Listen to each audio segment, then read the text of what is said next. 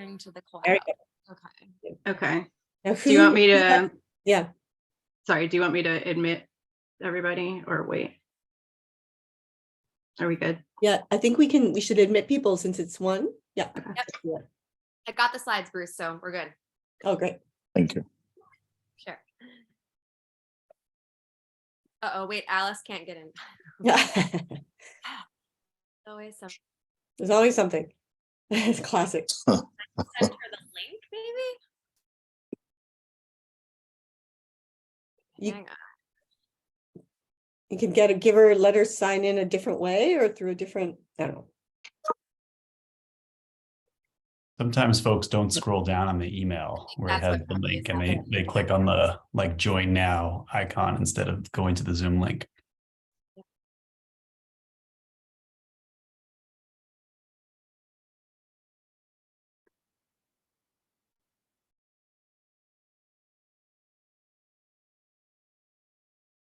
Hi, everyone. Those of you who are just joining us, welcome.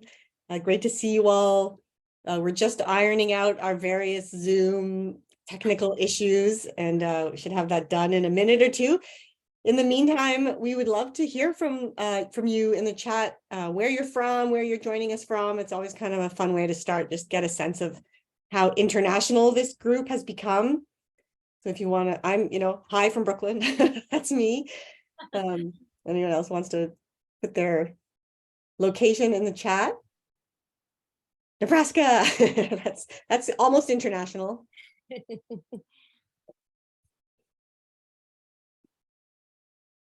Nice.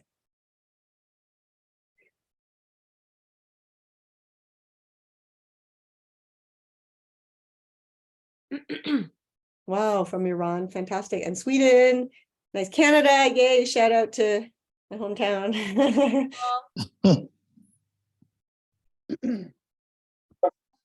Oh yeah, yeah.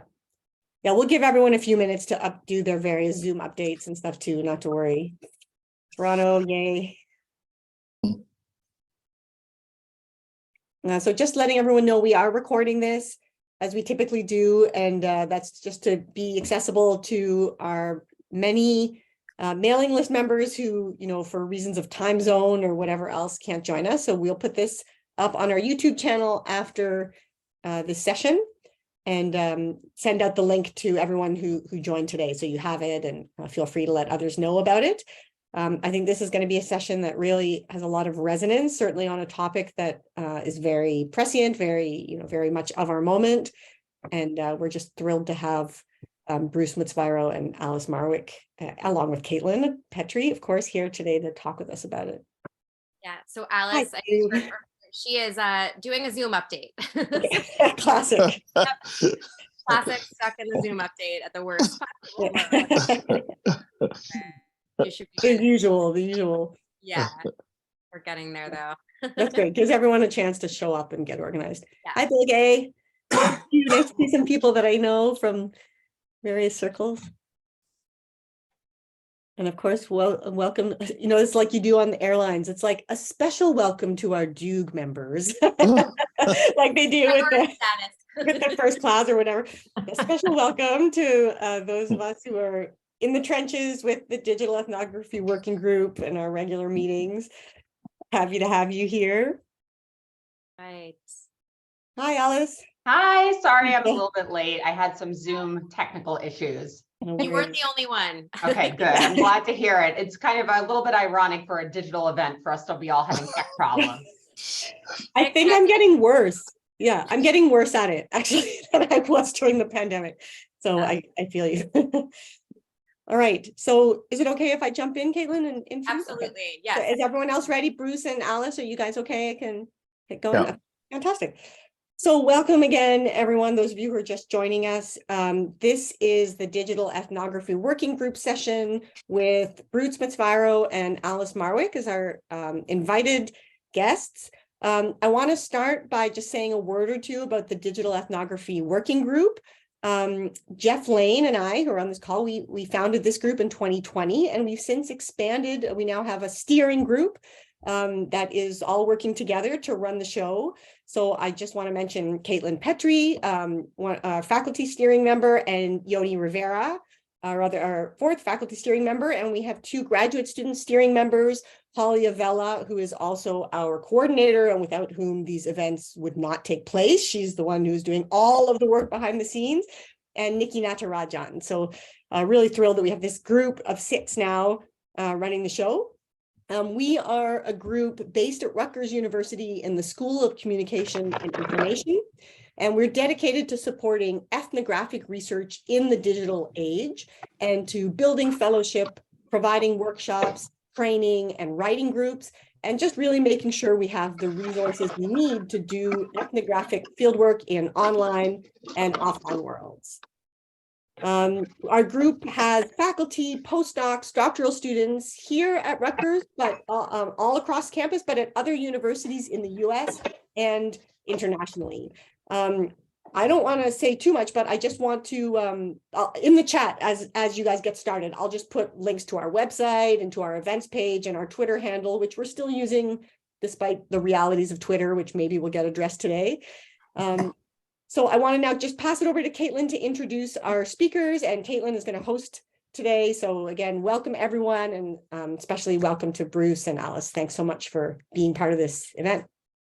Thank you so much, Melissa. Thanks all of you for being here. It's so wonderful to see so many like familiar faces and names, and then also folks I don't know yet, and such an international turnout. It's really fantastic. So I'm very, very excited for this event today, which kind of grew out of our interest in a topic that gets a lot of attention, which is kind of digital disinformation, processes of kind of radicalization that draw on or are facilitated through affordances of social media, and then, you know, what role that's having in kind of our various political processes and public discourse and things like that. And so I think there's, I was interested to organize this event because it just seems like an area where there's a lot of attention to it happening, particularly in the media, right?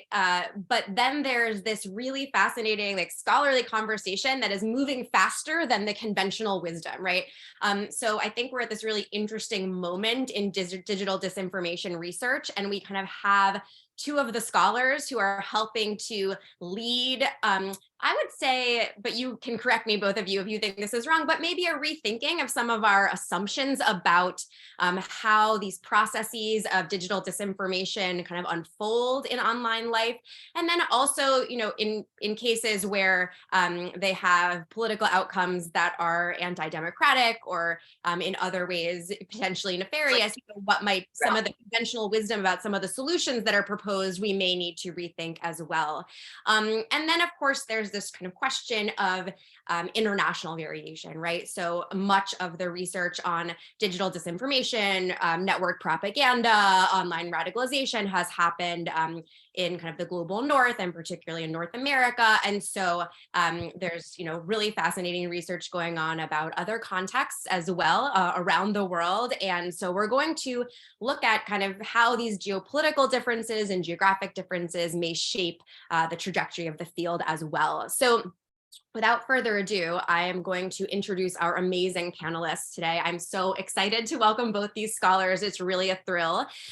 So Alice Marwick is joining us today. She is an associate professor in the Department of Communication and a principal researcher at the Center for Information Technology and Public Life at the University of North Carolina at Chapel Hill. They do really fascinating work there.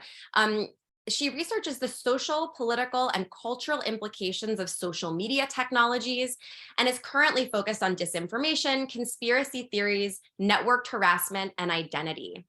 She is the author of The Private is Political, Networked Privacy on Social Media. And Alice, I just looked this up. So this is a book that's coming out in May? Yes. It's coming out in May. Yes. It's coming out in May. Okay, so this is going to be a fantastic book that I can't wait to assign from. So let's all go pre-order it right away.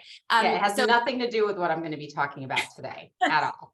So. Yes, but still very germane and important. She also wrote a report, which I already assigned to many of my classes for Data and Society Research Institute about media manipulation and disinformation online. It was in 2017. It's kind of become a classic work in the field. And her first book was Status Updates, Celebrity, Publicity, and Branding in the Social Media Age. She's also a co-editor of the Sage Handbook of Social Media. And then as an Andrew Carnegie Fellow, she is working on another book called Down the Rabbit Hole, The Intellectual Journeys of Violent Racists, Conspiracy Theorists, Flat Earthers, and Other Americans on the Fringe about online radicalization. So welcome, Alice. We're so thrilled to have you here today. And then also equally thrilled to welcome Bruce Mutsvairo. Bruce is a professor in the Department of Media and Culture Studies at Utrecht University in the Netherlands, where he studies the development of journalism and media in non-Western societies. Bruce is a former journalist with the Associated Press and has published numerous scholarly books, three more forthcoming, including a student textbook on political communication in the platform era, co-authored with Daniel Kreis and Ulrich Klinger. That's coming out also in 2023, right, Bruce? Is he there? Yes. I'm here. Sorry, I was muted. Yes, ma'am. No, yes. So when is that coming out? So we can all assign it. Yeah, it's coming out this year. Actually, it went into production yesterday. We just found out. Congratulations! That's a nice part. Very kind. Wonderful. So that will come out. Keep an eye out for that. Bruce also co-edits the Palgrave IAMCR book series, Global Transformations in Media and Communication Research, and the Palgrave Studies in Journalism and the Global South, which is a series that he founded. He serves on the editorial. So you're muted, Caitlin. You just muted up. Yep. Oh, so sorry about that. I don't know how that happened. So Bruce also serves on the editorial board of an astonishing number of esteemed scholarly journals and has recently guest edited special issues in Digital Journalism, Media, Culture, and Society, Information, Communication, and Society, and Journalism and Mass Communication Education. So really fantastic panelists with fascinating research agendas. And to lay out the basic format for today. So Alice and Bruce are each going to give what we're sort of calling lightning talks about some of their research in the area of our topic for today. And then I will have a kind of conversation between the three of us, sort of a Q&A where I get to ask you some of my questions that I have, and then hopefully you can also ask each other about your work. And then we'll open it up for audience Q&A at the end, and you can put questions in the chat then, or you can raise your hand using the raise hand function, and we will keep a stack. So without further ado, Alice, I'm going to turn it over to you now.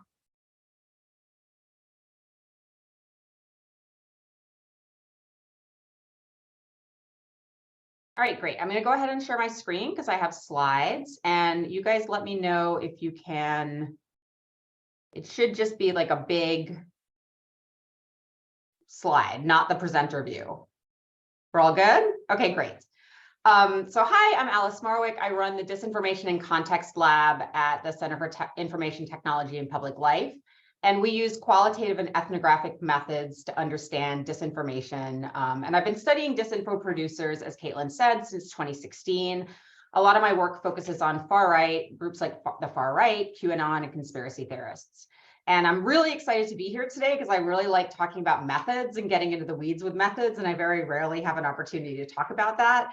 And so I want to talk about some of the ways that I've tried to answer what's become the sort of central research question of the last couple of years of my work. How do people come to believe extremist, fringe, and conspiratorial viewpoints that they encounter online? So why should we be using ethnography to study disinformation?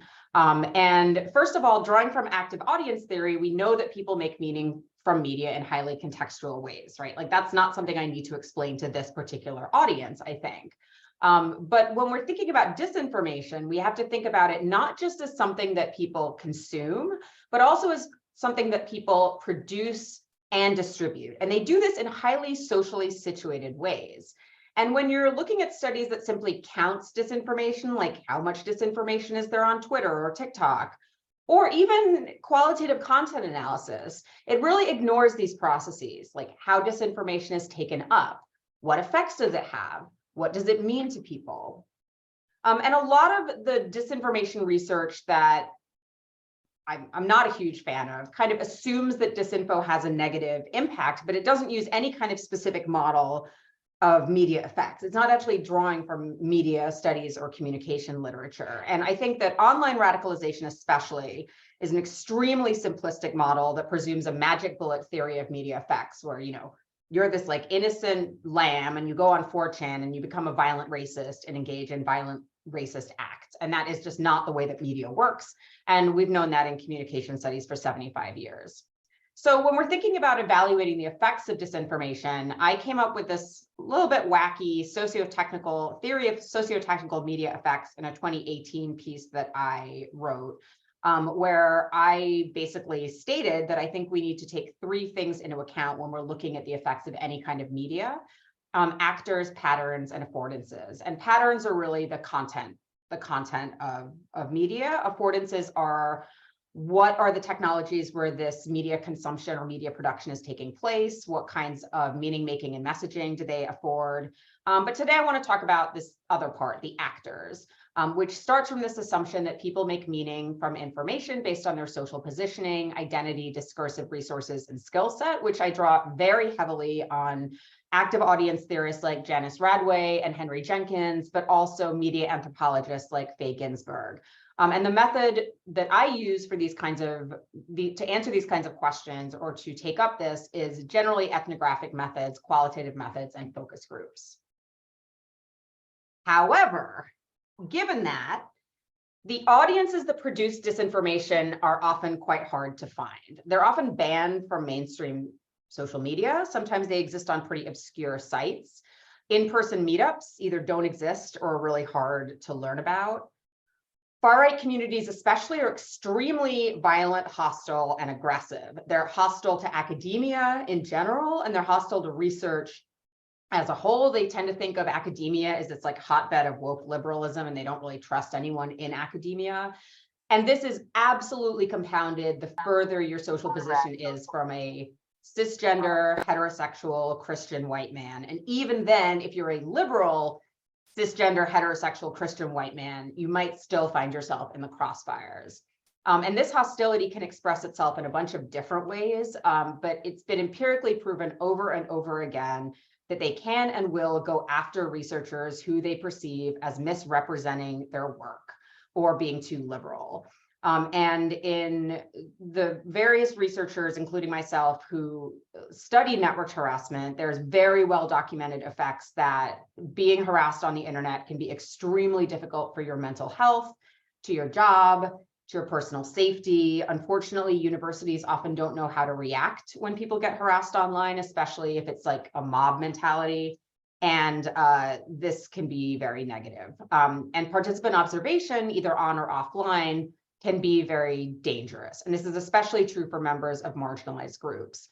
And I also have to note that doing this work at all, even with the methods that I'm going to very briefly describe, is not for everyone, because this content is very hateful and it can be very mentally taxing to consume. And anyone who's choosing to engage in this type of research should think long and hard about that. And especially if you're more senior, thinking about the types of content that you expose your grad students, postdocs, and junior scholars to. You should always sort of allow for alternative research possibilities. So I just want to, I know that I've already kind of gotten to my 5 minutes, but I want to very quickly talk about 3 different strategies I've used to get around these challenges. The first is what anthropologist Renato Rosaldo calls deep hanging out, which is when researchers immerse themselves informally in a group over extended periods of time. And this is what Will Parton and I used in our QAnon project, where we identified QAnon as a community that produced disinformation, and then we conducted multi-sited ethnography across wherever they happened to be, which in this case was Twitter, Discord, YouTube channels, Telegram, etc. And the more time you spend in these spaces, the more you'll learn about where the members are, and you can get a sense of conversations and themes that are happening across different platforms. And it's really important to maintain silence. Don't use your own personal accounts. Don't use any kind of pseudonym that can be traced back to you. you should take, we took field notes, we discussed our experiences with each other, and that's what sort of gave rise to our 2 QAnon papers. The second strategy is textual analysis, where you're extracting text from communities in which in situ conversations are taking place. And for this project that the slide looks at, we used the radical journalism group Unicorns Riot Discord Leaks, which is a large archive of far-right Discord community chats. We also scraped Reddit, which has since deplatformed many of its far-right communities, but the site patriot.win has many of these, and Gab. And a lot of these far-right data sets, other researchers, especially computational researchers, have made these large data sets available, but you can still use them for qualitative analysis. And this allows us to observe community practices and norms without actually participating ourselves. And we use this method in a paper that I wrote with one of my students, Katie Furl, about red pilling moments and how white supremacists see themselves as rationally taking on logical, factual beliefs based on evidence. And finally, a third strategy is to look at disinformative producers and participatory communities that are not as hostile as the far right, like flat earthers, conspiracy theorists, anti-vaxxers, or other similar niche groups. This can often give you a very good sense of how community dynamics work in such spaces without exposing yourself to such upsetting content. I'm in the middle of interviewing people with niche beliefs such as Bigfoot, ufology, astral projection, etc., which has given me a very rich data set, which I am using to understand my central research questions, but means I don't have to interact directly with members of the far right, for example. So I'm super excited to discuss and answer any questions. And here's some of the publications from this project, which right now are all open access. Thank you. Hold on a sec. Thank you so much, Alice. My mind is already buzzing. I'm sure I'm not alone in that. We are going to have so much to discuss. And let's now turn it over to Bruce. So Bruce, I'm going to share my screen. I have Bruce's slides, so I'm going to share my screen, and then you'll just tell me when to flip. Okay, great.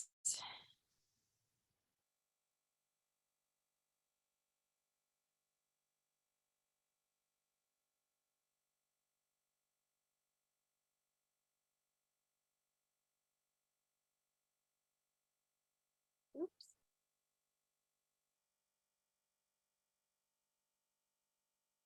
You see that? Yes, I can. Thank you so much. Sure. Yeah. Right. So anyway, yeah, Everybody- thanks. So, sorry. We're all Go good? ahead. Yes. Okay. Okay. Sorry. Go ahead. Okay.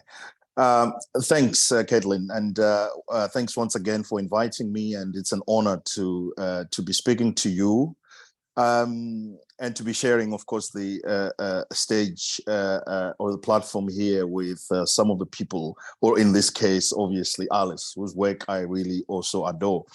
Now, the context obviously is slightly different than Alice's in this case, because we have just started. Well, we started about a year ago. We started a Norwegian research council funded project that actually looks at how disinformation, or what kind of impact disinformation is having within the context of conflict. So basically, it's social media conflict, and in countries which are not very democratic, or are not even democratic at all. So we've been busy, and I think we have just finished our first article, so which is under review. And I'm going to talk about some of the experiences that we have had, so far. And if you don't mind, I'll just, if you can flip to the next slide, please. Yes. So the context here is, a context through which, or where, digital authoritarianism is obviously hogging the limelight. These are countries where there's no democracy, or you have got countries where presidents or politicians have been in power for such a long time, and they have no plan for wanting to live. So in this case, we also really see that what is actually happening is that many countries, especially in the African continent, have decided to come up with regulatory measures to deal with online platforms, because obviously they have perhaps struggled to try and understand or to decide how best to deal with the situation. And this is also a context where many governments have over the last few years have really resorted to internet shutdowns, obviously, because they see the uniqueness rather that these digital platforms provide to the people who are seeking change or political and social change. So regulatory measures, internet shutdowns, this is obviously a very authoritarian context, if you know what I mean. Now, the next slide, if you don't mind, Caitlin. So some of the main issues that we've been having to deal with, obviously, we're all excited. We've got on my team, or the team that we are working with, Miriam de Bruin, who's a professor at Leiden University, who was actually my supervisor for my PhD, and Christine Ske-Augeret, from Oslo Met University. And so it's really nice in the sense that we have this sort of mixed method. We have, we are sort of digital ethnographers, but we also have Miriam, who was trained as an ethnographer, who is really an anthropologist. So that mix really is very interesting.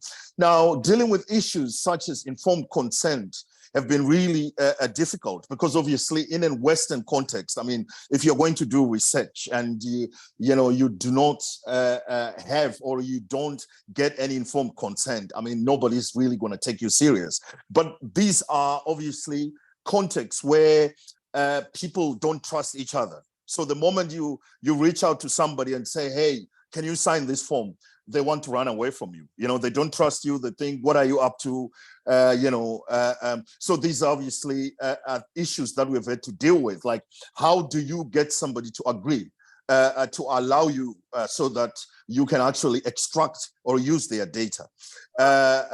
What are the methods? How do you actually do it? And is it acceptable to actually go into these online communities and say, for example, well, this is publicly available. I have a colleague of mine, Ahmed Al-Rawi at Simon Fraser University.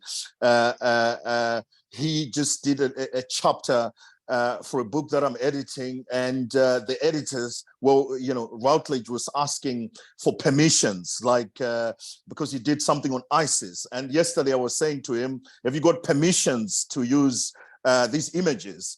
And he was joking and said to me, I mean, I don't know anybody within ISIS, so how do I actually get the permissions to be using these images? So these are really important, I think, ethical questions and ethical issues. How do you actually get somebody to say yes?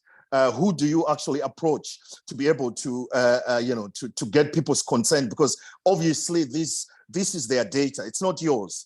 But then, not just that, privacy, these are, sometimes you've got people who are being chased by the, by the political demagogues. These are people that politicians, they are activists, and, how do you ensure their privacy once you've collected their data? These are really important questions and very confronting as well, because of course you want to respect the people whose data you are taking, and confidentiality.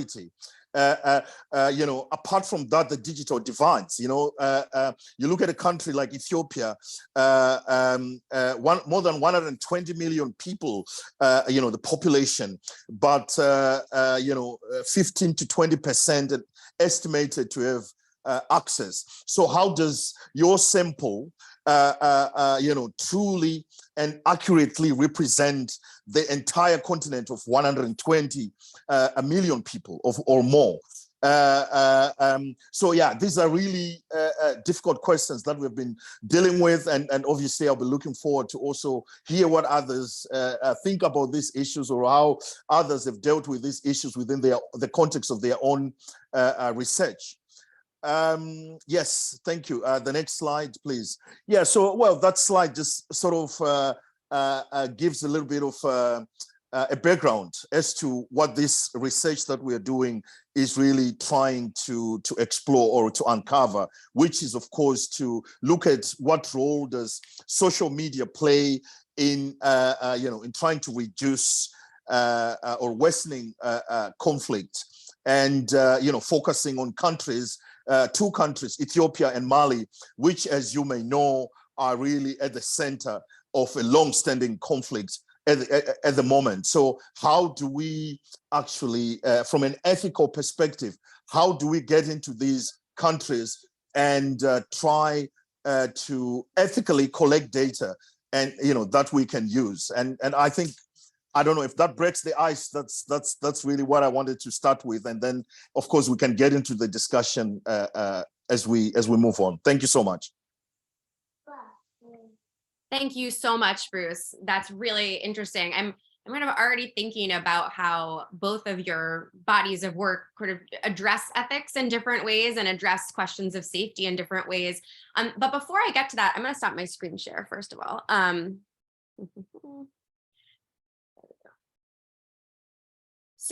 But before I get to those sort of more nitty-gritty methods questions, which I do want to get to, I want to kind of pull back a little bit and hear both of your take on a question that I have, which is, it seems, and I sort of alluded to this in my opening remarks, that there's been a kind of feeling amongst a lot of experts in disinformation and online propaganda and radicalization that some of the kind of conventional ways that we've been thinking about how these disinformation processes unfold and how this stuff spreads, and then also what consequences it has and what to do about it, that some of our ways of thinking about that have been lacking or have been limited. And I think now back to a pre-conference at the ICA this past year, which the title was What Comes After Disinformation Studies, right? And Bruce did a keynote at that conference, and Alice, I know many of your colleagues were involved from CTAP in organizing that conference. And so I guess my first question that I want to pose to you both is, what's been missing from disinformation studies that we currently have, right? And what is this new rethinking sort of pushing us toward? And then what role specifically do you each see digital ethnography playing in kind of being maybe a corrective or filling in some of those gaps in the ways that we've approached the questions of digital disinformation and online radicalization? I'll go ahead and start, Bruce, and then you can chime in.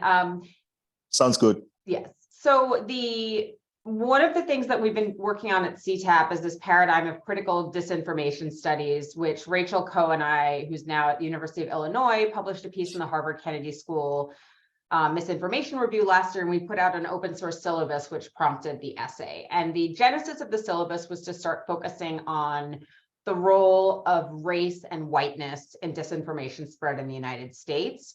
And the way that we've been thinking about it is, when I started looking at disinformation, I was really dismayed by how many people wanted to study disinformation without thinking about power, politics, and history, without thinking about the fact that disinformation isn't created by social media and that it didn't start being a problem in 2016. And then there's actually a lot of bodies of literature that already exist, like propaganda studies, that could help us make sense of what's going on. When you think about things like anti-Black disinformation during, we have a case study on anti-Black disinformation around crime in the 1980s. We have another case study around disinformation in the Japanese internment camps of the 1940s. Disinformation has this very long history as a tool used by dominant power to reinforce status quo power relations, especially concerning marginalized groups. And We see this today, right? Where some of the big disinfo campaigns are right now are around things like critical race theory or around things like trans people or trans kids. And for us, it's really important to name these things as disinformation and to see them as part of a much longer history, where the idea that we have always lived in this world where everything was truthful and now all of a sudden we have social media and there's this fragmented episteme is just not fundamentally true or accurate at all. In the United States especially, there's always been racialized domains of information and truth. And that's why for much of the 20th century, you had the Black press and the white press, because they were covering different truths. Black people were living in a different regime of truth than were white people. And I think that trying to see that as something historical and as something that has this, these continuities over time allows us to sort of de-novelize, not novelize as in like a novel, but make it seem less novel and make it less presentist and focus much less on the role of social media, although I'm not trying to let social media companies off the hook, but also look at the role of the state, right? Of political elites, of all these other kinds of institutions and organizations. The other thing I wanted to mention was that I think online radicalization has been used really simplistically. I spent a lot of time reading the research on radicalization. There's a lot of it. A lot of people who study online radicalization are not drawing from that literature. They're not even including any kind of model of radicalization. And the problem with online radicalization is that it comes out of a post 9/11 context, which is purely concerned with basically like surveillance of Muslim communities to try to prevent this so-called radicalization. And it's really tied up in this global security apparatus, which is very hard to disentangle from. And it also assumes that taking on the beliefs that people find on the internet about the far right is different from the process by which people take on any other kind of belief they read about online or in a book or any other thing, which is not true, right? There's no like big empirical difference between people taking on one kind of political belief and another kind of political belief. So I think what digital ethnography can do in both of these cases is really provide really rich, contextual, nuanced, empirical evidence of how these processes play out in the real lived experience of people's lives, as opposed to just making assumptions about them or theorizing about them or you know, just kind of putting epithets on people or making generalizations without grounding that in empirical data. Thank you so much. Bruce, do you want to weigh in on this question of kind of what's next for disinformation studies and how ethnography might fit in? Yes, thanks so much for that question. I think in the, you know, within the context that we are studying, that we, you know, we are doing our research in, what is quite interesting is, first of all, is actually defining, or rather redefining what disinformation is. So, you know, we, the first workshops that we did, we are calling them workshops, but, you know, it's more like participatory action research, because we have actually realized that it's much better to come together with the people, with the communities that are affected by these, by disinformation, by conflict, so that we can have a conversation about how best can we actually find solutions to deal with you know, with the challenges that they are facing. Now, one of the first questions that we posed, both in Mali and in Ethiopia, was what is disinformation? And it was quite interesting, because if you look into the West, in the Western scholarship, there is a clear distinction between misinformation and disinformation and malinformation. I mean, we are getting all these, you know, different, you know, words or you know, terms to try and sort of describe what is happening in this information disorder. Now, what was interesting, particularly in Ethiopia, was that, you know, one of the respondents said, well, we don't really see the difference between disinformation, misinformation, and information. She said, everything is information anyway. And this debate or discussion about the difference, as far as she was concerned, and this was a journalist, a local journalist in Ethiopia. It was a elite discussion. So I mean, if you try to look at it from a perspective of a situation where people actually have enhanced digital literacy skills, understand these distinctions, it might seem like, what is this all about? But for most of the people who do not actually have these skills, who are not trained or who have not had a chance to go to school to actually understand maybe if there is any distinction between misinformation and disinformation, it's all the same thing. And at the end of the day, it's actually information, because there are people who actually believe what is being thrown out in these online spheres. So that, I mean, at first I thought, like, what is she talking about anyway? But after some time, I thought, like, yeah, it makes sense, because it is actually information. Because, for some people, seeing is believing. They're just believing what they are seeing, and they're just doing exactly, what they've just been told to do.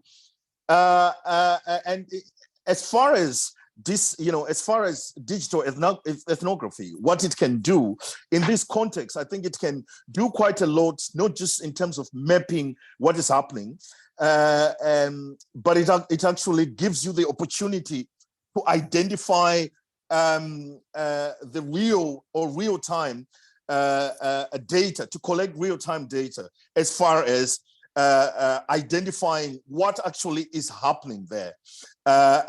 The question that you normally cannot, at least in my context, answer is the why question, right? Like, why would somebody try to, why would somebody use, or why would somebody take money from a politician who says, go and say this online because you're an influencer, you have a lot of people following you, say this, and it's not true, but you're going to do it because maybe you want money. And we're talking of context where there's poverty, people live in poverty, people do not have much as maybe people in Western context. I mean, generalizing, of course. So why would an influencer be willing to just throw out or to be involved, to be the person who is actually selling, or who is actually doing the disinformation, who is the disinformator here? Why would somebody do it? And that is for that reason. That is why we actually realize we need more. We need to do more. We need to, like what we are doing is to do more, something like. To do interviews, and we do it in form of like workshops, because we are engaging in a conversation. We are talking, we ask some questions, and then we actually get more information. So yes, it has really a role to play. But I think the question that I have, having been busy, especially on this project for about a year now, is that enough? The more I continue to do this, the more I'm thinking maybe just because I think, if you try to compare this situation or this context and Ali's context, it's different, obviously, because you have got a context where maybe 99.9% have access, and basically everybody is on Twitter, or everybody is letting known what they believe or what their political views are. And then you have a context where, only maybe 15% of the population are there. So only elite voices, are being sort of, disseminated on these platforms. So if you want more, you actually need to come up with other methods. You need to confront the people. You need to sit down and talk to people so that, you can add value to the findings that you are getting. Thank you so much. Yes, I love that point you made at the end about the difference in context, just in terms of sort of access levels or use of these technologies, because I think, in the US context, it's like we think, social media is like the floodgates open, like it's Yeah. it's sort of the way to sometimes do an end run around elite messaging, but it's not that way everywhere. And of course, we know that in the US context, elites have disproportionate influence on social media too. So there are kind of similarities there. I want to come back to this question of meaning, which has come up sort of in both of what you've said. And I think, one of the things that ethnography is really good at, I think, is sort of not imposing the researcher's own analytical understanding onto the field site, for lack of a better term, or onto the people, the participants in the study, right? So that moment, Bruce, in your research where you're saying, well, disinformation and and then it's like, oh no, those actually aren't meaningful categories to that person that you're interviewing. And that's one of the things that ethnography sort of lets us get at in these sometimes very fruitful, any of us who've done ethnography, I'm sure have had an encounter where we say something that makes complete sense to us and get back a completely perplexed expression. And it's incredibly valuable data about, something, the way in which we may have a different frame of reference on something. So I guess I want, since uncovering meaning making of people, and how things become meaningful and what things become meaningful and why certain things become meaningful is such a benefit of ethnography. I'm curious how you think about the meaning that believing some of these things that we would label disinformation or conspiracy theories. What have you found is meaningful about those things for people that you've talked to who have encountered or are deeply involved in those kinds of communities?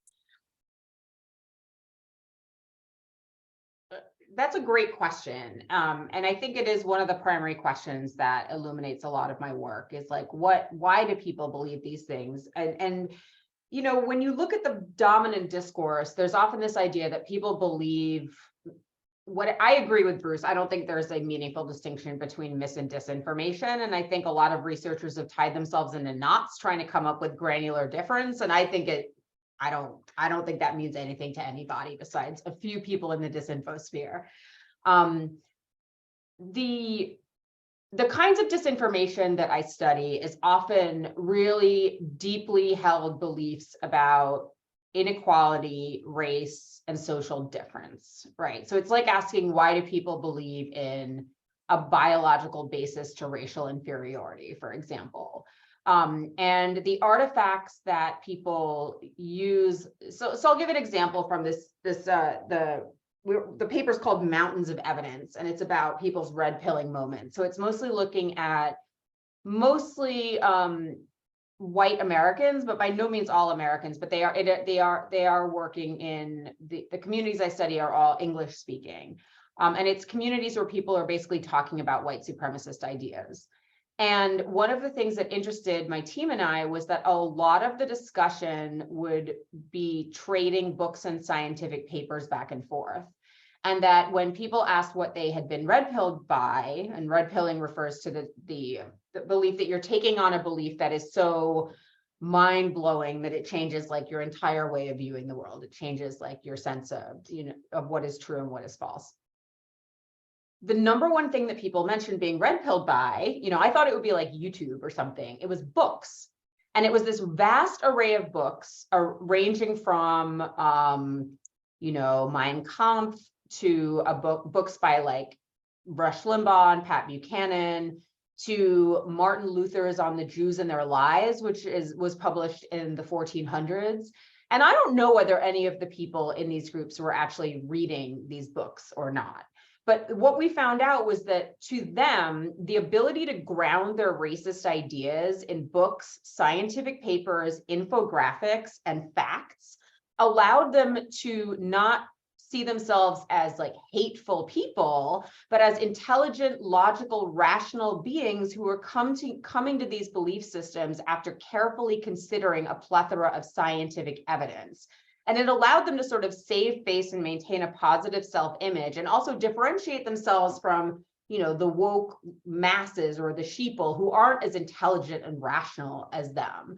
So in that case, it was a process of sort of evaluating the artifacts, seeing how they were talking about the artifacts, and seeing what role the artifacts played in community discussions that sort of helped us come up with that insight, which, I think is a little bit hard to understand unless you're really deep down in these spaces. And when we're talking about something like conspiracy theories, when I'm talking to my informants about alternative beliefs, like, I don't believe in Bigfoot, I don't believe in astral projection, but whether the truth claims of these things are of no consequence to me, right? Like, I'm not interested in whether I think they're true or false. I'm interested in why my participants think they're true, and what about that thinking they're true, what value that provides for them. And I think for a lot of people, some of these non-racist conspiracy theories, the ones that are more about the paranormal or about it gives them this sense of like freedom and fantasy and play in their life, that they get to believe in these things that are bigger than them. This almost like a sense of magic. And we're still sort of excavating that research data and going through it. But I think looking at the reasons why people take on beliefs that are not just about like, is the belief true or false? Is the belief logical or illogical? But what role does this belief play in people's lives? And what tools does it give them to cope with the things that they're doing in their day-to-day lives? I think is really important and valuable.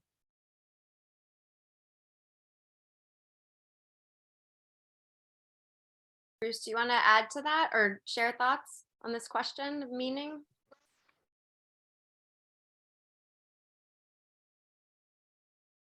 Sorry, I was muted. I think really interesting insights indeed from Alice. What we are seeing in Ethiopia, is the desire for change, and that is to say, many people are saying that, or they want to emphasize that the lack of established, truth-telling institutions necessitates the soaring scale of disinformation. So, for example, Ethiopia, as I said, a country of at least 120 million people, they only have 2 fact-checking organizations, only 2, and these 2 are all based in Addis Ababa, the capital city. So if you think about it, that's it just means that if we want to take the Western discourse that actually says, well, fact checking is a role to play in trying to combat disinformation, what we actually now see is just not enough to cover the entire population. Mali, which is like 20 million people, there is also a small but growing community dedicated to fact checking activities. But what is also really, or what the Ethiopian fact checkers told us after, of course, and thanks to digital ethnography, that we actually see that they are also participating within the Facebook community or digital spheres that we were looking at, that, we, in interviews with them later, that they explained that it has become common for them to actually be contacted by people like general public, asking them to verify content. So that's very impactful as far as they are concerned. So what you see is, people are now genuinely concerned about disinformation. People are affected because this is, okay, we are talking of disinformation within say a context of say in the United States, say where maybe there are different political views that perhaps do not agree. I think it's worse if it's a conflict. Like the situation with Ethiopia is a war. It's like this is not something that, it's just two people who politically do not agree.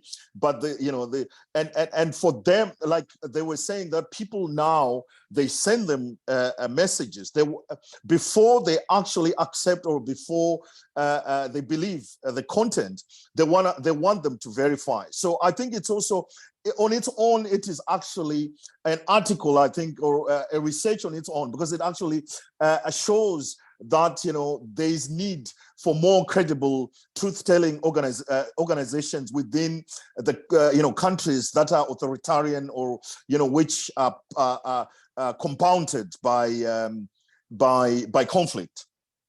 And I think the other thing maybe that I thought would be interesting to also share is also the scale of disinformation. The proliferation of disinformation is mostly dependent on the nature of content, which was confirmed by respondents in both countries, like Mali and Ethiopia, and they categorized it as more national, regional, and local events. So it was quite interesting to actually see that distinction. National events are mostly dominated by topics, involving politicians or sanctions. In the case of Mali, because of the issues involving sort of the anti-French sentiments that have been going on for a while now.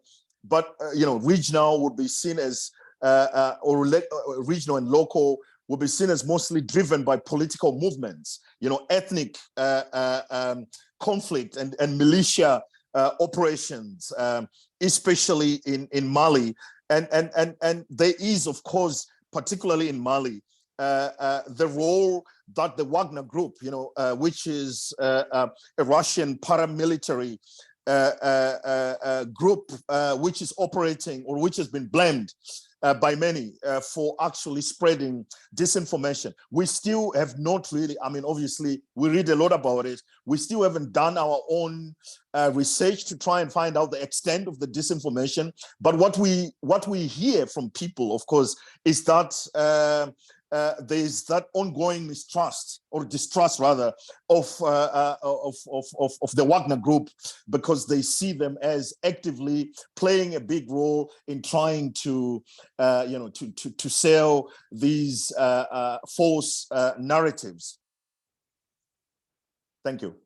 Thank you so much, both of you. I'm going to ask one more question of both of you, and then I'm going to open it up to the audience and the Q&A. I think the chat is already buzzing, so I want to make sure we have ample time for folks to chime in with questions.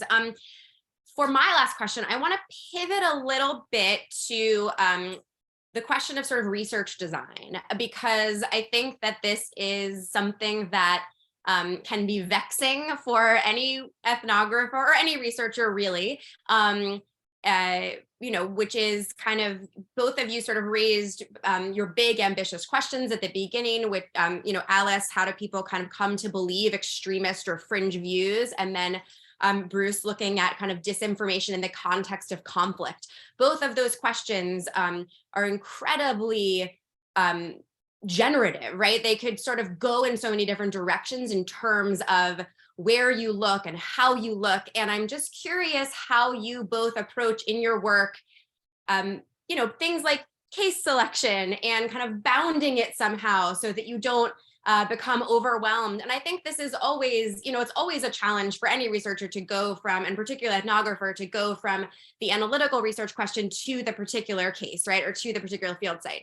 When the field site is a digital media platform, the sheer volume of material is, it's just can be so daunting. So I'm just curious how you approach that. And then if you have advice for particularly, graduate students who are working on developing their projects right now, or just anyone who's thinking about developing a project in this area, how do you make that leap from the big analytical question into a more specific bounded research design? So I write papers mostly. And so a lot of the time when I'm scoping my projects, they are sort of like a 10,000 word, the outcome is like ideally like 2 10,000 word papers or something like that. with this project, the grant application that has been funding it, I scoped it as a 2-year project with sort of like 3 phases.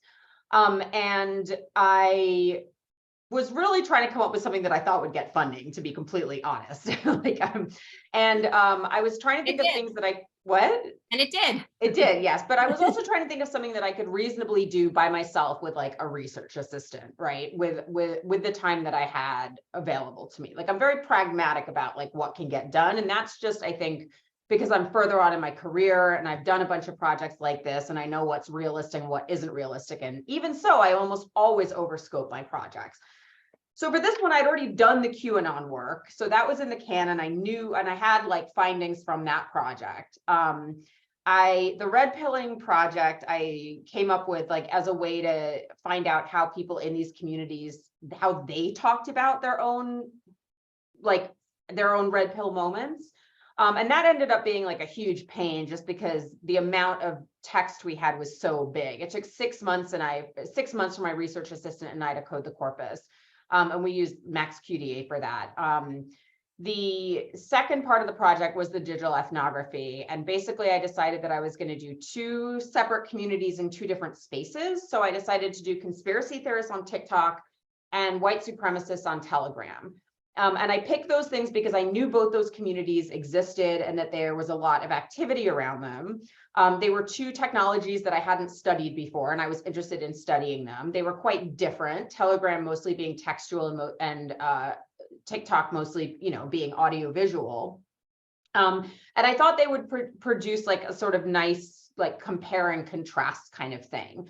And frankly, the conspiracy project ended up being much more lighthearted than a lot of the other stuff. And I needed a little bit of a break, I think, after spending like 6 months in white supremacist content every single day. And then the interview part of the project, I mean, that was really limited by recruiting. It was extremely hard to recruit for people who believed alternative beliefs. I mean, I could talk for an hour about the challenges in recruiting.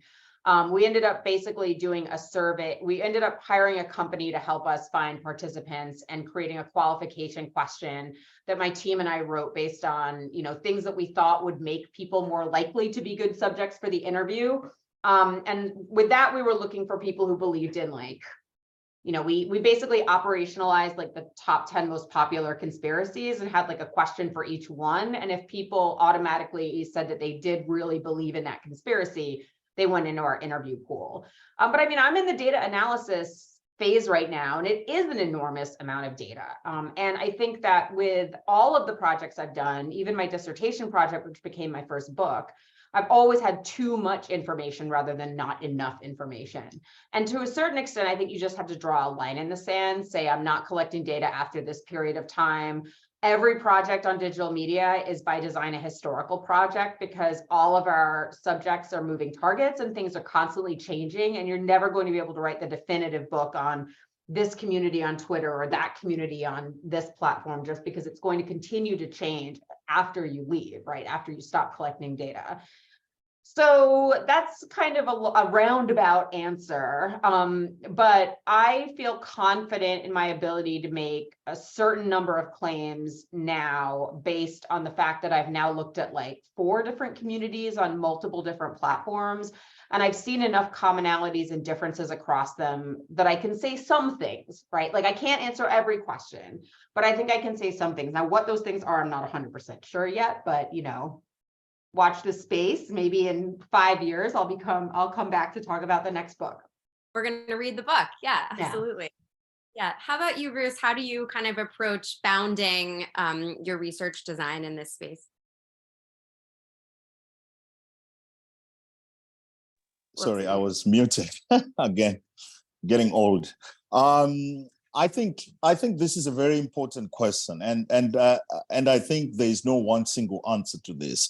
What I think really helps is to be aware of your context and to actually understand that the way a digital ethnography has been used by others, will or may not work in your context. So I think you need to approach it with an open mind.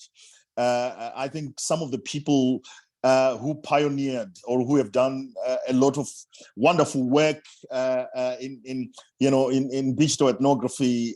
Daniel Miller, Sarah Pink, Christine Hein. I think they were doing their research within the context of, say, the internet at that time. But technology evolves, as we all know. Some of the things maybe that worked 10 years ago may simply not work now. And I think it's important to also maybe be open to the idea of self-reflexivity, because I think you can't really do digital ethnography unless you are really willing to self-reflect, to your role as a researcher. What role does it play? What are your biases? You have to what do you know about the context? There are a lot of questions that you have to be asking yourself as a researcher. What are your values? What are your life experiences? What does the fact that you are based in the West, doing research on the African continent, how does that affect the data and your own biases and your own beliefs and values and all that? I think this has become really, really critical as far as sort of analyzing the data or looking at the data that you get is contained. I think I refer to perhaps Jessica Nina Lester, where she talks about the everyday life of a woman who identifies as autistic. So yeah, she positions herself as being autistic, and maybe her position as being autistic doing digital ethnography. How does that impact the work that she's doing? Because it's very confronting, of course. If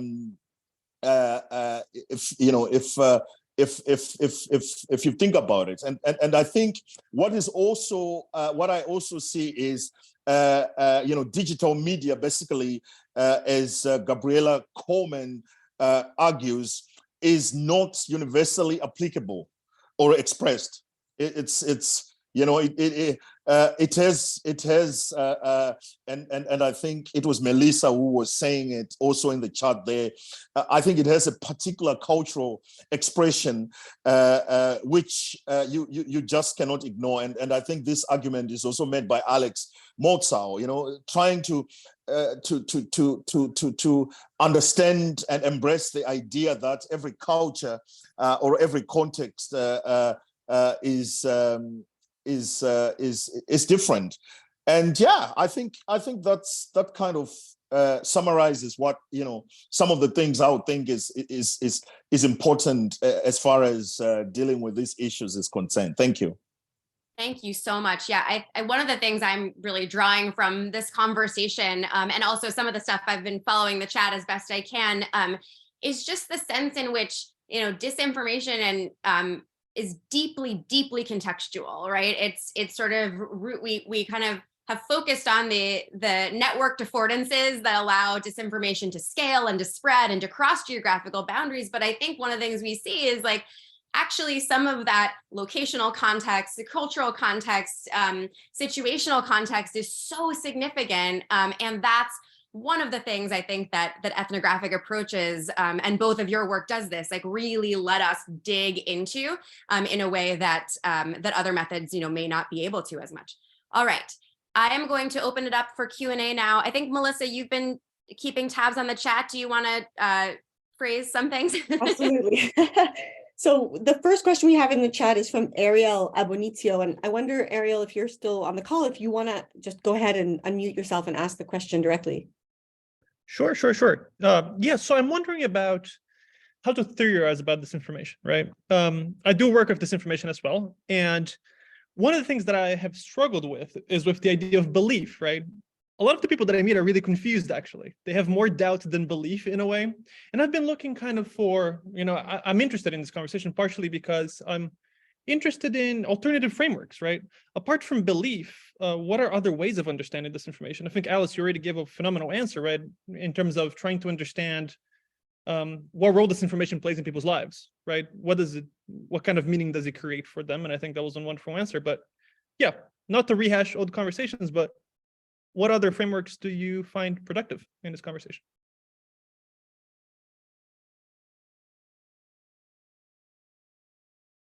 I think thinking about disinformation as identity expression is another thing that has been extremely helpful. And that started when I was just looking at disinformation sharing online. I was talking to a friend of mine. This is one of those, anecdotes. And she was saying that her mom was repeatedly sharing inaccurate information about Hillary Clinton in the run-up to the 2016 election. And my friend, who's a PhD in communication, would email her mom every time and be like, Mom, this isn't factually accurate. Like, here's the Snopes link, like blah, blah, blah. And finally, her mom got mad at her and was like, I don't care if it's true or it's false. I care that I hate Hillary Clinton and I want everyone to know that. And what we know about information sharing on social media in general, whether it's, how people decked out their MySpace page in 2004, or, how people what people tweet about, is that an enormous amount of that is about self-presentation and identity and connection to communities. And whenever you post something on social media, you're signifying what kind of person you are, what your values are, what your norms are, and what other communities and networks you're connected to. And so the spreading of disinformation has to be seen within that social context and within that context of identity expression. Bruce, do you want to add to that, or do you want to go to the next question? It's however you guys prefer. Well, I think just quickly, I think I kind of agree with Alice there, and I think within the context that I'm working in, what is also really interesting is to actually see more, to see how sort of propaganda sort of is re-emerging, maybe with a different term. Sometimes it's when I was an undergraduate student, we were learning about, propaganda techniques. And I think some of those techniques, you can actually connect them to disinformation. And of course, beliefs, as Ario was saying, they play a central role in this. So what people believe, has or influences how they think, whether it's a group or whether it's people who may actually have different ideologies, or who may have different tactics, or who may be thinking about a change, as it were, say in Ethiopia. What we actually saw, or what we are seeing rather, is the role that the diasporic communities play in all this. So people who, we are talking of, maybe people don't have a lot of access to the internet, but now Ethiopians who have moved abroad, they actually have access. And they are the ones who are playing maybe a central role in trying to sort of sell these rumors, to sell this disinformation. So yeah, the beliefs and then the agenda setting role of information is something that clearly you cannot ignore here. We have a question in the chat from Alfia Yapina. I don't know if you felt it was answered in the course of the conversation about how to limit your scope of research, or if you want to speak up. Maybe also I should have mentioned, when you ask a question, please maybe just list your affiliation as well, so we just know where you're from. Yeah, sorry. I think it was partly answered. Yeah, when we were talking about how to find like a case and case study. No worries. So I see also, Yoni, you had in the chat a bunch of stuff going on, and I don't know if you want to bring some of that into the live conversation about how it gets what the dynamics that both Bruce and Alice are referring to find their way into health communities. I know in my research now on climate related things, we have very similar dynamics. So I don't know if you want to speak a little bit about that, either from Yoni or even responses by Bruce and Alice to the way that these dynamics of disinformation appear. Suddenly other things have the label of disinformation on them. So whereas conversations, for instance, about climate change were mainly about information provision, they suddenly have adopted a framework of disinformation. And now we've overlaid all the kinds of ideas or problematic binaries that you mentioned, Alice, into the climate research. So I wonder if you want to talk about that kind of migration of perhaps methods and notions, for better or for worse, into other spaces. Well, I think this is where the, there was an essay, I think it was in the Atlantic a few months ago, about big disinfo and how there's now this like gigantic, I mean, partly it's because there's a lot of funding for disinformation research. Like I've benefited greatly from this. I'm not trying to like, I'm just being honest, but there is, it has become like the main academic moral panic of the last like 5-6 years. And so as a result, all of a sudden, if you can frame your work as disinformation, you can get funding for it. Whereas before, if you were studying like, scientific communication and climate change or something, that's not as sexy as disinfo. And I think all of us on this call who are mid-career scholars have seen academia go through these trends over time, right? That especially when you're studying anything to do with technology, there's always like the new hotness. And I think that first of all, I think my advice would be that you should just, you need to pursue projects that you're interested in, regardless of whether or not it's like a sexy topic or not. Because a lot of the times you can't tell what's going to be sexy in a few years, and you might find yourself on the leading edge of a new trend. But I think in terms of looking at disinformation more expansively, I actually think it's good, because I think that if we're looking at the role of engineered false information in a bunch of different contexts, that information can be so harmful in so many ways that, sure, let's look at like ExxonMobil's role in spreading disinfo. Let's look at tobacco companies and how they use the spread of ignorance in order to, to dispel, information about the link between tobacco and cancer. A lot of these things have been floating around in a lot of different disciplines. There's a lot of scholars who have been attending to them. And I think by drawing these examples together, it allows us to do some interesting theory building, right? Or to say something larger about disinformation as a concept that we can't do if we're just paying attention to like fake news on Twitter about President Trump. So I'm kind of in favor of an expansive definition of disinformation, even though I think the reason why it came about was mostly because of the political economy of research funding.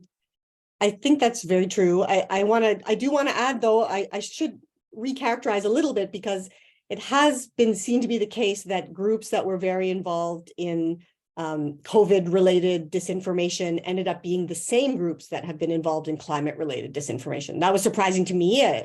When I mentioned it to people, most people were like, oh, yes, of course. But I had not initially been conceptualizing that link. So it is interesting to see how we do have some of the same actors involved, not just the political economy. But I totally take your point. Yeah, I mean, I think that's because there's a certain playbook behind some of these things. And once people figure out that they can do the playbook to spread one kind of disinfo, they use it again. Like again, to bring up the critical race theory disinformation campaign, it's engineered by the same people who are engineering the Drag Queen Story Hour moral panic, who are now working on anti-DEI and higher education moral panics. And they're literally doing the exact same thing, just with like issue.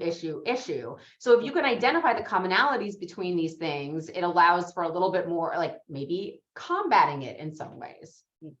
Thank you. Asli had a question in the chat for Bruce about disinformation in the context of Turkey. Is Asli on the call still? And I'm sorry if I'm pronouncing that wrong. Hi, I can't really open my sound much or my camera. Could you please read the question? Of course. For me? Thanks. Of course. So the question is, Bruce, if you've looked at the disinformation literature in the context of Turkey or perhaps related countries, because as Asli puts it, it's very much different than in Western contexts. There's a professor at their university who's doing a project very similar, trying to create resilience to disinformation in the society. So they're asking, what do you think about resilience? How do you work with that notion in your communities? Or if you're familiar with the Turkish context, if you can speak to that. Unfortunately, I don't know much about the Turkish context, but what I can say is, I think disinformation itself, particularly in non-democratic settings, is indeed a very difficult term, a very problematic term, because if you are dealing, if you are looking at issues from an authoritarian or a non-democratic perspective, people have already certain views or certain issues that they believe to be true already, because they've been exposed, say, to propaganda for quite a long time. So if you go into the country where for maybe 20 or 30 years you have had one leader or one party, if you go into such a state and you try to say, well, this is disinformation. I mean, people have repeatedly been told the same information for quite a long time. It becomes really harder to even talk about resilience of disinformation, because in this case, the way you actually contextualize disinformation is difficult, because people believe disinformation is actually not disinformation at all, as in like, there is no one who has an agenda to try and lie to them. So this is what they know. So it's the truth. So I think you could actually find some similarities, at least from what I read from others, in terms of the Turkish context, where some, I mean, depending on who you talk to, some would say, well, there is a president who's been there for quite a long time, and from a Western perspective, perhaps a dictator, if you like, and then to think that what the government is actually disseminating to people is disinformation or is an agenda, perhaps. It depends with who you are asking, because, people who believe the president and his party, they actually think there is no disinformation, there is no agenda. And, maybe his anti-Western rhetoric or anti-Western sentiments are actually in line with what those people have been fed for quite a long time. And now it's no longer disinformation. It is what it is. It's now realistic. There's a question from Michelle. Sarah, would you like to go ahead and jump in? Yeah, hi everyone. I didn't list my affiliation. I'm a PhD student at NYU currently, and I do digital ethnography on QAnon. And I was just thinking about how we start to form relationships with people that are obviously on a very extreme spectrum and have very extreme hostile beliefs, and how we can approach learning more about their spread of disinformation from them directly, as in interviews. I do direct messages. I've kind of maintained somewhat of relationships with people for the past few years, and I've personally found it useful to have these direct interactions, despite obvious dangers and hostilities, and people aren't always the nicest to me. But I also do find these direct interactions helpful, because I was talking to Jeff about this. I feel like sometimes if I come across as this naive student, or I'm very direct about who I am, like I don't believe with your ideas, they're more willing to be open with me and to have a conversation and just kind of be more upfront with me when I'm upfront with them about who I am, and kind of take them seriously. So yeah, I thought it'd be interesting to have a discussion about how we approach those relationships. Bruce, or do you want to weigh in on that? I don't know if that speaks to your experience.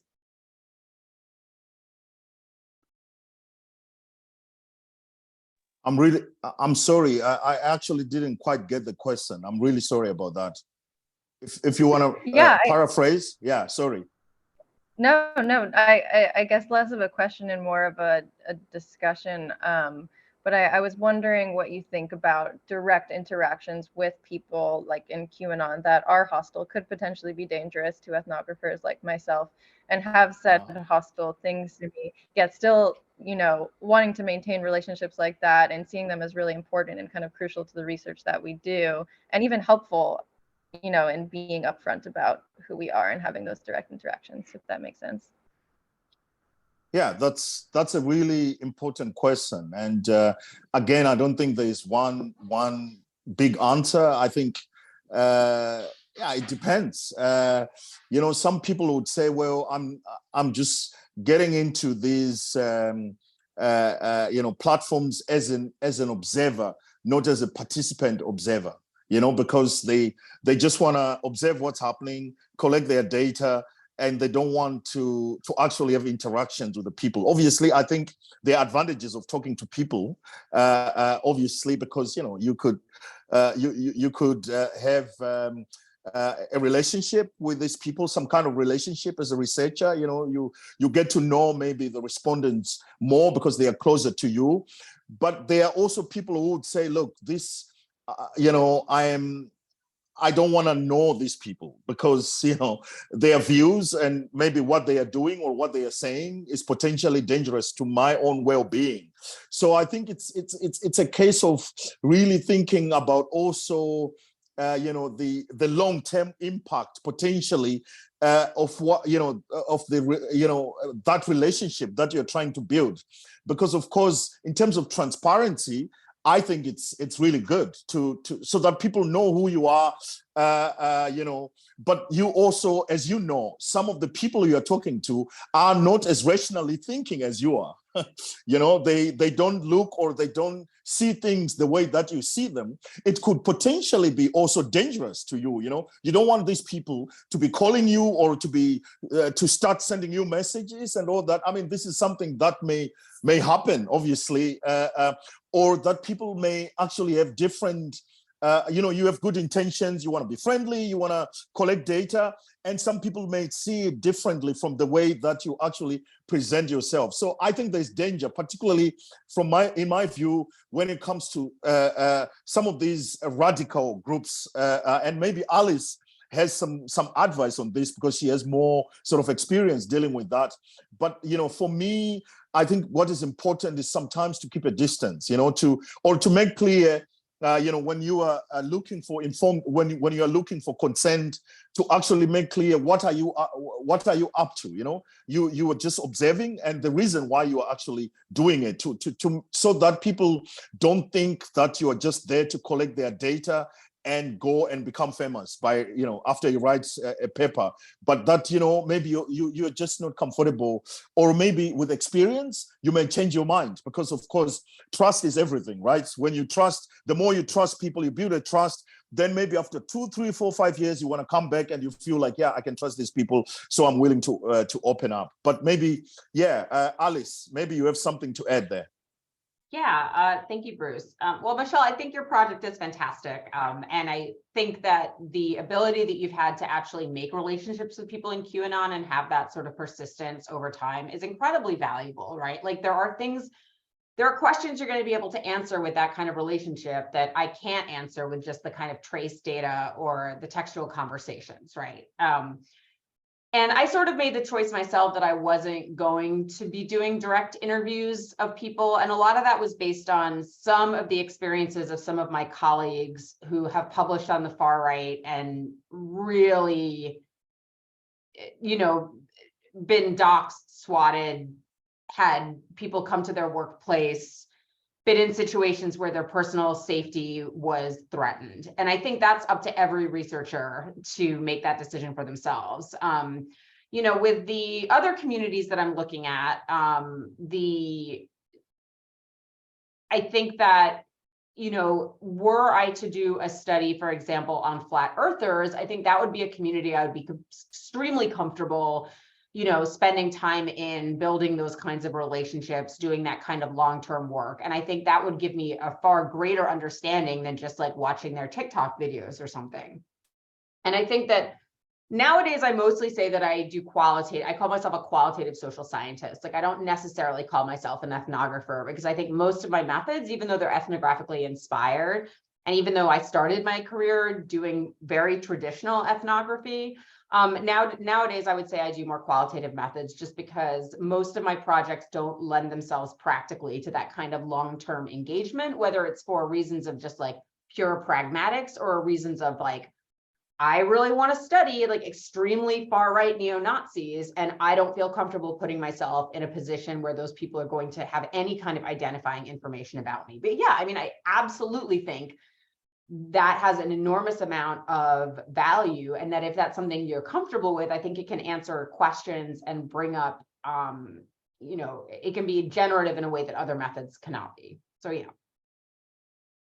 Yeah, that makes a lot of sense. Thank you both for your thoughts on that. I want to open it up here because there's sort of like a conversation going in the chat, and I wasn't sure which questions were most, were emerging most, or that kind of summarized other people's thoughts, and some people wanted to jump back in. So if you want to just maybe put up your hand in the chat or something, I can just call on people. Liam, please go ahead. And then Adam. Hi, thank you so much. This is really fascinating. My question was about Ethiopia and specifically the government-generated disinformation. I know Ethiopia is a sensitive context to do research in, and did the government's role kind of come up in focus groups? There's a lot of talk in disinformation, and also when we look at the role of social media companies, when the disinformation kind of emerges from the top and from politicians, it's very difficult for social media to do as much about it as they can when it's a fringe phenomenon.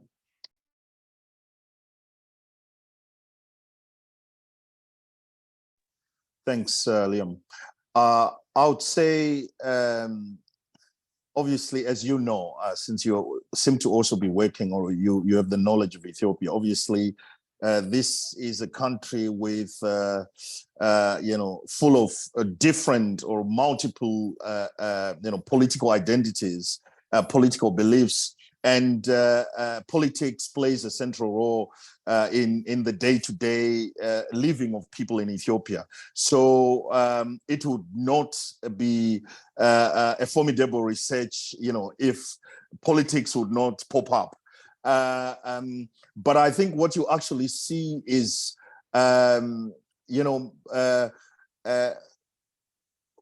people are willing to actually talk about the government openly. This is what is amazing, because if you read in the news, Ethiopia is almost like a don't come here kind of country.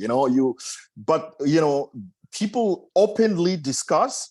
And that I found really fascinating, but also on the ground when we were there, and there seems to be like, okay, there's fear, or people say, oh, the government might do this to you or this, but then at the same time, it's not the same sort of expectations I had for people who are living in an authoritarian sort of culture, that people can just say, well, the government, journalists have disappeared, or this and that has happened. And so it's a really interesting dynamic in that regard, that it's on one hand authoritarian, but on the other hand, people and journalists particularly just openly embrace this sort of open discussion approach, to be willing to be, to be speaking about the ills that they think are sort of going on within their own country. So yes, no doubt, it has emerged, and it keeps coming. And I think we are going back in March. And and I have to also say, we have not had any problems, or we haven't had anybody contacting us from the Ethiopian government saying, what are you doing here? And I think, if anything, people that we wanted to talk to have been really welcoming. So we are really glad about that, because, as I said, what you hear about Ethiopia and the way we have experienced it, obviously the people are very friendly, the people are very nice, as you know, but at the same time, when we got into this, we thought, oh, maybe, you would have the government people coming after you saying, what are you doing here? But no, that has not happened. And, let's hope that it stays like that, because I think this is really interesting for us and for others, of course, also working within the context. Thank you. I'm noting the time, so I just want to be mindful for our speakers. I don't know if Adam is still in the mix, and Alfia, so we have maybe two questions left. How do you, Alice and Bruce, I want to be mindful if you have time for this, or if we should wrap up, because we did say we would go till 2:30. How is everyone? Oh, okay. So Alice has to run. So I think what we're going to do is wrap it up here. I'm very sorry, because I said we'd open it up, and then I wasn't paying close enough attention to the time.